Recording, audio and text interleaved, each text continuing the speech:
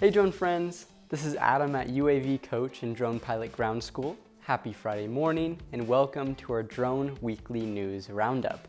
I have 3 stories to share with you this week. Our first story will cover some recent leaks for the DJI Air 3. Our second story will talk about drone artist Guilherme Nicholas and the unique drone shots he's creating. And finally, we'll discuss Montana recently criminalizing the interference with wildfire operations by drone. Also, here are some job listings in the drone industry this week for anyone interested. Divi Media is looking for a remote drone pilot. Primaris Renewable Energy is looking for a drone pilot in Denver, Colorado. Drone Hive is looking for an experienced drone pilot in Park City, Utah.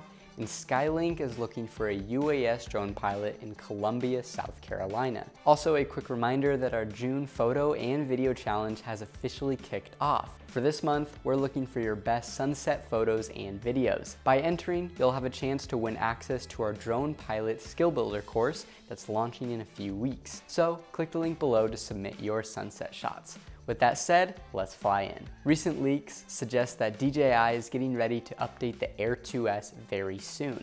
According to these leaks, the DJI Air 3 could come out as soon as late June or early July. One big update the Air 3 may have, according to these leaks, is a new telephoto lens similar to the one the Mavic 3 Pro has. Specifically, the prediction is that the Air 3 will have either a 1 and 1.3 inch mid telephoto lens with an effective 3x zoom, just like the Mavic 3 Pro does, or a 1/2 inch telephoto lens with an effective 7x zoom. Aside from some leaked photos, the only other spec-related detail that's come out is that the Air 3 will have a 30-minute battery life, which is the same as the Air 2S. But given that it will most likely come with a bigger camera module to accommodate the new telephoto lens, maintaining that battery life probably took at least a little bit of work on DJI's part. I currently have the Air 2S, so I'm very excited to see what the Air 3 brings to the table. Our next story covers Guilherme Nicholas, also known as Jadikan, who has made a name for himself by creating strange and beautiful images in the night sky.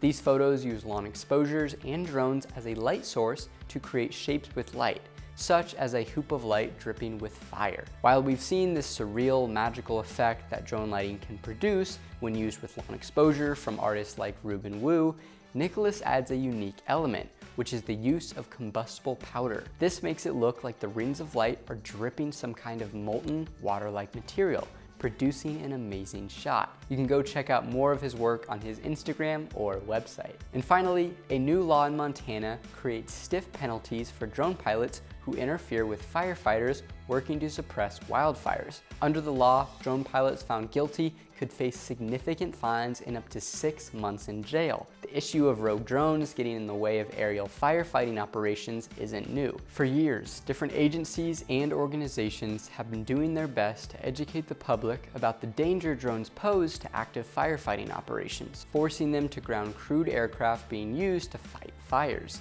The Forest Service has worked to educate people under the tagline, "If you fly, we can't," and the work does seem to be paying off.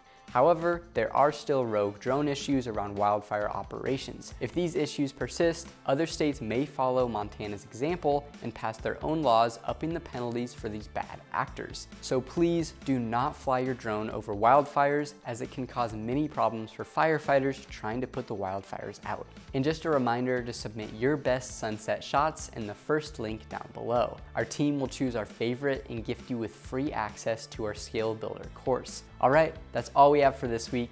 As always, check out the links below to read more about each story.